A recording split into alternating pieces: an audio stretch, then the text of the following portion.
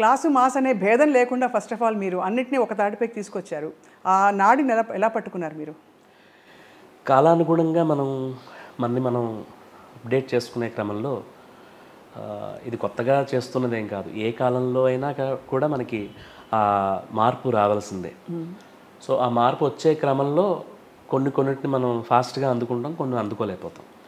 Instrument వీణ కూడా అలాగే కొంచెం ఇప్పుడిప్పుడు లేటెస్ట్ ట్రెండ్కి తగ్గట్టుగా వస్తూ లక్కీగా సినిమాల్లో కూడా ఎక్కువ వాడడం జరుగుతుంది. గత వైభవాన్ని మళ్ళీ పునరుద్ధరించుకునే స్థితిలో ఉన్న పరిస్థితి ఇవాళ. ఒక టైంలో చెన్నైకి వెళ్ళిపోయేవారు వీణ కావాలంటే. దేవి గారు ఐ థింక్ చాలా మంది పేర్లు చెప్పేవారు ఆ రోజులో. ఇప్పుడు అందరూ చెన్నై నుంచి ఇక్కడ పణిగారి కోసం వస్తున్నారని వినికిడి. ఈ సందర్భానికి నేను జోడించవలసిన అంశం, నేను కూడా చెన్నైయే వెళ్ళే ప్రయత్నంలో ఆ ప్రయత్నాన్ని హైదరాబాద్కి మలుపు తిప్పిన వ్యక్తి పార్థసారథి. ఆ విషయం నేను ప్రతిసారి చెప్పాల్సిన బాధ్యత ఉంది నాకు. ఇష్టంగా చెప్తాను. చెన్నై వెళ్ళిపోతుంటే అక్కడ ఆల్రెడీ 4 ప్లేయర్స్ ఉన్నారు. పాచా గారు, దేవి గారు, రాజేష్ గారు వరుసగా పేర్లు చెప్పి, మీరు 4వ వాళ్ళు 5వ వాళ్ళు అవుతారు, అదే హైదరాబాద్కి వస్తే మీరే అవుతారండి, మాకందరికీ వీణ కావాలి, ఇక్కడ వీణ లేదంటే ఆ క్రమంలో స్టార్ట్ అయిన ప్రస్థానం హైదరాబాద్కి. 2004లో వచ్చాను నేను ఇక్కడికి. అసలు ఎక్కడ మీరు అభ్యసించారు ఫణి గారు మీ వీణని? మాది స్వస్థలం. 7 వంశాల నుంచి, మా వంశంలో 7 తరాల నుంచి సంగీతం వస్తుందండి. నేను 7వ తరాన్ని.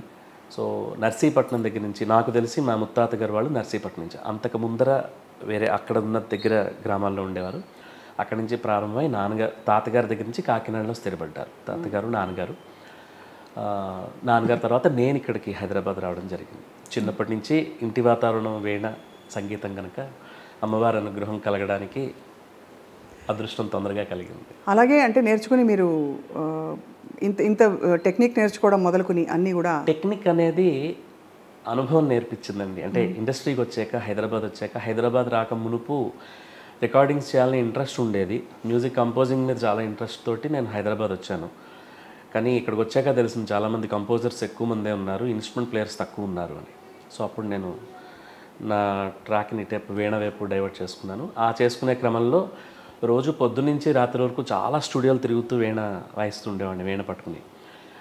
ఆ తిరుగుడు వల్ల ఎక్కువ ఫిజికల్గా బాగా స్ట్రెయిన్ అయ్యేవాడిని. మెంటల్గా మ్యూజిక్లో అంటే మనకి మెంటల్ స్ట్రెంగ్త్ పెరుగుతూ ఉంటుంది, ఫిజికల్గా స్ట్రెయిన్ అవుతాం కనుక దాన్ని తప్పించుకోవడానికి ఇంట్లోనే రికార్డింగ్స్ చేయడం స్టార్ట్ చేసి, ఆ చేయడం కోసం టెక్నికాలిటీస్ నేర్చుకుని ఇప్పుడు టెక్నికల్గా ఒక మొత్తం అంతా హ్యాండిల్ చేయగలం. అంటే మొత్తం ఆల్ ఇన్ వన్ మీరు నిజానికి. అలాగే మీరు మ్యూజిక్ కంపోజర్. ఇందాక నేను ఇంట్రొడక్షన్లో వైణికులని మాత్రమే వచ్చేలా చెప్పాను, కానీ నిజానికి మీరు అద్భుతమైన మ్యూజిక్ కంపోజర్ అండ్ చక్కటి గాయకులు. వీటితో పాటు ఇంకా ఐ థింక్ వేరే ఇన్స్ట్రుమెంట్స్ కూడా వాయిస్తారా వీణతో పాటు? మృదంగం ఫస్ట్ నేను నేర్చుకున్నది మృదంగం. అంటే నేను ఎక్కువ నా ప్రస్థానంలో డాన్స్ బ్యాలేజ్ ఎక్కువ చేస్తాను సంగీత దర్శకత్వంలో. సో బ్యాలేజ్ చేయడానికి మృదంగ జ్ఞానం, లయ జ్ఞానం చాలా ఇంపార్టెంట్. డాన్సర్లకి జతులు అవి అన్నీ వాళ్ళు చెప్తే మనం చేసే కన్నా మనమే 4 చాయిస్లు వాళ్ళకి ఇస్తే ఆ చాయిస్లో వాళ్ళకి ఏది బెటరో చూసుకునే పరిస్థితిలో సో ఎక్కువ డాన్స్ బ్యాలెన్స్ చేసే క్రమంలో మృదంగం నాకు బాగా హెల్ప్ అయింది. అందువల్ల చిన్నప్పటి నుంచి ఫస్ట్ మృదంగం నేర్చుకున్నాను, తర్వాత వోకల్, ఆ తర్వాత వీణ.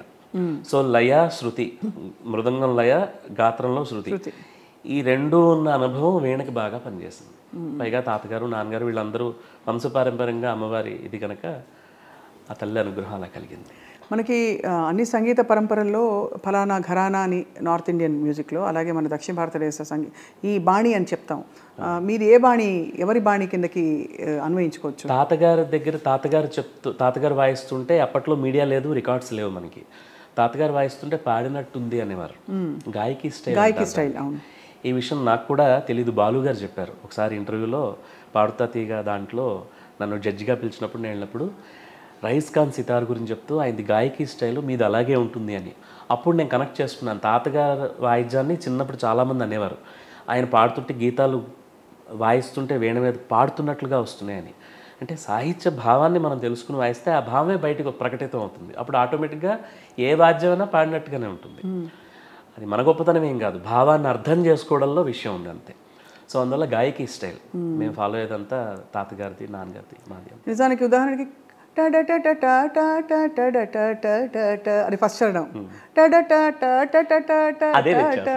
అది కరెక్ట్. అదే అప్పుడు మీరే అన్నారు కదా ఇప్పుడు నిండార రాజు అప్పుడు టడాడడాడ కడగి టడడ ఆ మీట్లోనే తేడా వస్తుంది. సో ఇలాంటి వాటిని మనం స్టడీ చేసి దాన్ని కరెక్ట్గా కన్వే చేయగలిగితే వాయిద్యం పాటలాగా వినిపిస్తుంది. చాలా కొంత అడ్మిరేషన్తో పాటు ఒక విధమైన ఈర్ష్య కూడా పుడుతుంది. అట్ ద సేమ్ టైం ఒక ప్రశ్న కూడా కలుగుతుంది, ఒక సంగీతజ్ఞుడి జీవితం ఎలా ఉంటుంది అని. ఎందుకంటే మాకన్నీ పరుగుల ప్రపంచం, న్యూస్ నిత్యం ఏదో ఒక సంచలనం ఒకటి ఏదో జరుగుతూ ఉంటుంది. కానీ మీకు ఎలా ఉంటుంది మీ ప్రపంచం? వృత్తిగా తీసుకుంటే అన్నీ ఒకటేనండి. సంగీతం అనండి, సాఫ్ట్వేర్ అనండి, లేకపోతే వ్యాపారం అనండి, ఉద్యోగం అనండి. వృత్తి దృక్పథంతో చూస్తే ఏదైనా ఒకటే, అదే స్ట్రెస్, అదే వర్క్లు అవే. కానీ మనసులో మనం చేసే పని మీద ఇష్టము ఆనందం ఉంటాయి చూసారా, అవి కళాకారుడికి ఊహించనంత దక్కుతాయి. ఫిజికల్గా నేనైనా పొద్దునుంచి జర్నీ చేసి ప్రయాణాలు చేసి ప్రోగ్రామ్స్ చేసి స్టేజ్ ఎక్కి దిగి పెర్ఫార్మెన్స్ చేసి బ్యాక్ పెయిన్స్ ఇవన్నీ కామన్గా ప్రతి వృత్తిలో ఉండేలాంటివే మాకు ఉంటాయి, మనకి ఉంటాయి. కానీ ఇక్కడ ఏంటంటే ఆ రిజల్ట్ ఏదైతే ఉందో దాంట్లో వచ్చే ఆనందం ముందర ఇవన్నీ చాలా చిన్న చిన్నవి. సో అందువల్ల కళాకారులది జీవితం ఒక వరప్రసాదం, వాళ్ళవి వరాలే. కళాకారుల జీవితాలంటేనే వరాలు అని నా భావన. సో ఏ కళాకారుడు కూడా అయ్యో ఈ కళను నమ్ముకుని నేను లేకపోతే ఇక్కడ నేను ఏమీ పొందలేకపోతున్నా భావన ఎప్పుడూ ఉండదు. మనస్ఫూర్తిగా కళను నమ్ముకుని అందులో ఉన్నప్పుడు. అంటే ఆటుపోట్లు వస్తూ ఉంటాయి, ఇబ్బందులు వస్తాయండి. ఆటుపోట్లు ఖచ్చితంగా అన్నిట్లోనూ ఉంటాయి. మనకున్న కాంపిటీషన్, ఈ పోటీ ప్రపంచంలో మనని మనం ప్రూవ్ చేసుకోవడానికి మనకు అవసరం లేకపోయినా కొన్ని చేయాల్సి వస్తూ ఉంటుంది. కానీ ఏది మనకి కావాలి, ఎక్కడ ఆపాలి అన్నది మనకు తెలిస్తే మనం మనశ్శాంతిగా ఉండగలుగుతాం.